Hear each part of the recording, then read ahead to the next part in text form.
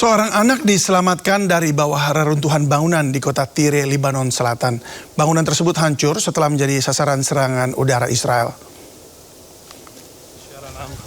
Tim penyelamat dan warga berupaya menyingkirkan puing-puing bangunan yang runtuh akibat serangan udara di kota Tire, Lebanon Selatan. Dalam proses evakuasi yang menegangkan, seorang anak berhasil ditemukan hidup dari bawah timbunan reruntuhan.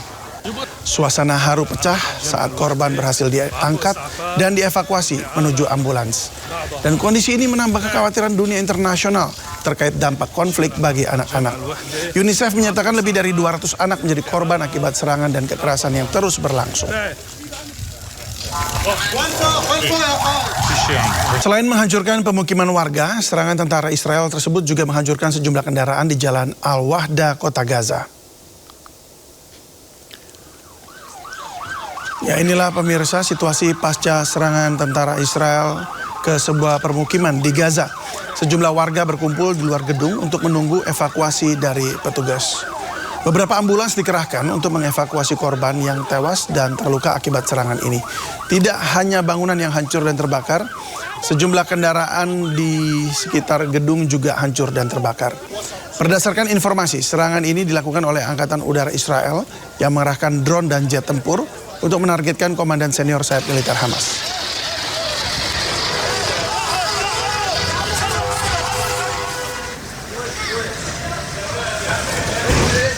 Ya, dan pemirsa, yang kita lihat ini adalah situasi di rumah sakit As-Shifa di kota Gaza, di mana ambulans terus berdatangan membawa seluruh korban yang tewas dan terluka pada Jumat malam pasca serangan Israel.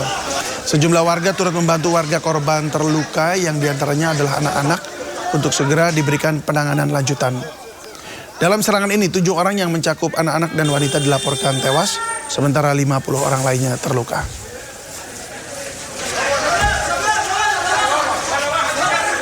Tentara Hizbullah kembali menyerang pasukan Israel di Lebanon Selatan. Serangan tersebut menggunakan drone dan roket. Ya, ini para pejuang Hizbullah menyiapkan persenjataan untuk meluncurkan serangan-serangan drone dan roket. Salah satu pejuang Hizbullah terlihat berjalan sambil memanggul sebuah roket sebelum menembakkan roket tersebut. Serangkaian serangan ini ditargetkan terhadap tentara Israel di Lebanon Selatan. Dan belum ada keterangan terkait jumlah korban maupun kerusakan yang disebabkan oleh serangan ini.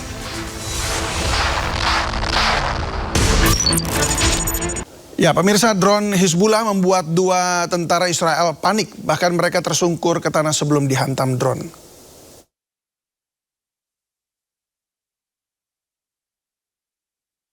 Dua tentara Zionis Israel jungkir balik saat sebuah drone Hizbullah menyasar mereka. Dalam video terlihat mereka terkejut dan kocar-kacir saat sadar diincar oleh drone milik Hizbullah tersebut. Bahkan, saking paniknya, tentara Israel itu sampai tersungkur di tanah sebelum dihantam drone.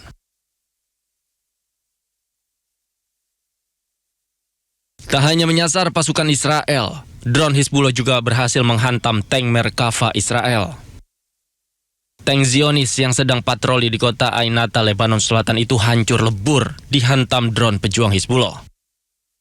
Dalam video terlihat drone perlahan-lahan mendekat ke target sebelum menghancurkannya. Drone Hizbullah menebar ketakutan pada pasukan Israel dan kini kendaraan tempur Israel dibungkus jaring anti-drone yang menyerupai gawang sepak bola raksasa yang menjulang di atas bodi kendaraan.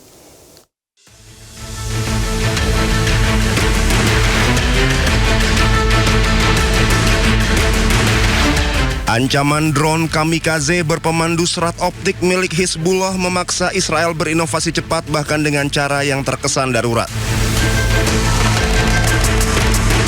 Kini kendaraan tempur Israel dibungkus jaring anti-drone menyerupai gawang sepak bola raksasa yang menjulang di atas bodi kendaraan.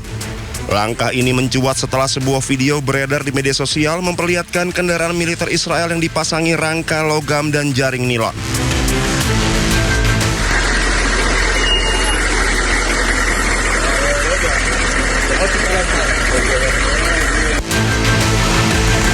Tujuannya sederhana namun krusial, menjebak atau memicu ledakan drone FPV satu arah sebelum mencapai awak kendaraan. Dengan jarak ledak yang lebih jauh, dampak hulu ledak diharapkan berkurang, meski efektivitasnya sangat bergantung pada jenis drone dan muatannya. Penggunaan jaring ini muncul di tengah meningkatnya kritik publik terhadap pasukan pertahanan Israel IDF yang dinilai belum siap menghadapi gelombang drone FPV Hizbullah. Akhir pekan lalu, 1 prajurit Israel tewas dan 6 lainnya terluka akibat serangan drone. Sebanyak 39 pesawat militer Amerika Serikat dilaporkan hancur dan rusak selama perang melawan Iran. Salah satunya pesawat jet tempur canggih F-35. Data diungkap Senat Partai Demokrat Amerika Serikat.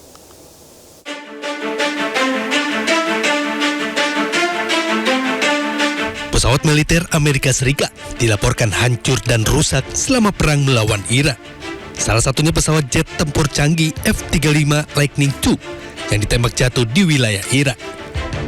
Selama pecahnya perang pada 28 Februari hingga 7 April, sebanyak 39 pesawat militer Amerika Serikat hancur dan 10 lainnya mengalami kerusakan dengan berbagai tingkat keparahan. Selain pesawat F-35 Lightning II, pesawat F-15 dan Thunderbolt milik AS ikut hancur ditembak jatuh militer Irak.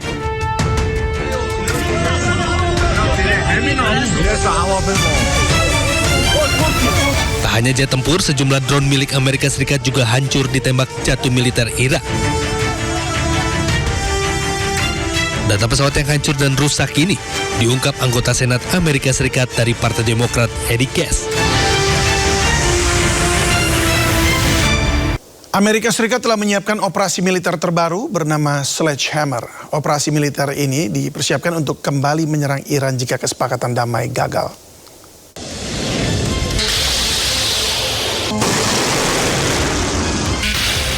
Meski berbagai upaya telah ditempuh, namun kesepakatan damai antara Amerika Serikat dan Iran masih belum kunjung tercapai. Di tengah kebuntuan negosiasi, AS dilaporkan telah menyiapkan operasi militer terbaru bernama Sledgehammer untuk menyerang Iran jika kesepakatan damai gagal. Operasi militer tersebut hanya berganti nama dari operasi militer sebelumnya yang bernama Epic Fury untuk menghindari pelanggaran War Powers Act atau Undang-Undang Kekuatan Perang. Sejumlah pejabat Amerika Serikat yakin bahwa penggunaan nama operasi baru tidak melanggar War Powers Act. Undang-undang tersebut membatasi waktu 60 hari kepada Presiden AS dalam melancarkan perang melawan negara asing tanpa persetujuan Kongres. Diketahui operasi militer Epic Fury telah berakhir pada bulan April lalu, meskipun AS dan Iran belum mencapai kesepakatan damai.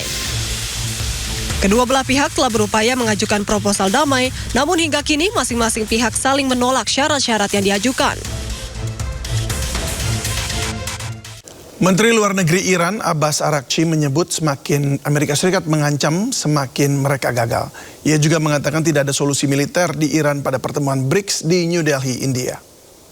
ما به این تهدیدهاشون عادت داریم. اینها بالاخره مدت هاست که به اشکال مختلف به شیوه های مختلف تهدید خودشون تکرار میکنن. ولی خب خودشون هم میدونن که از تهدیدهایی که کردن، حتی از جنگی که کردن، هیچ نتیجه‌ای نگرفتن تا حالا و نخواهند تونست بگیرن. من امروز هم در صحبت خودم در بریکس این رو مجددا تاکید کردم که هیچ راه حل نظامی برای هر اموری که مربوط به ایران باشه وجود نداره. ایران در مقابل تهدیدها محکم میسته، سرخم نمیکنه. این رو دیدن، تجربه کردن، 40 روز با ما جنگیدن، نتیجهش رو دیدن. ایران در مقابل فشارها مقاومت میکنه. در این حال کسانی که با زبان احترام با ایران صحبت بکنن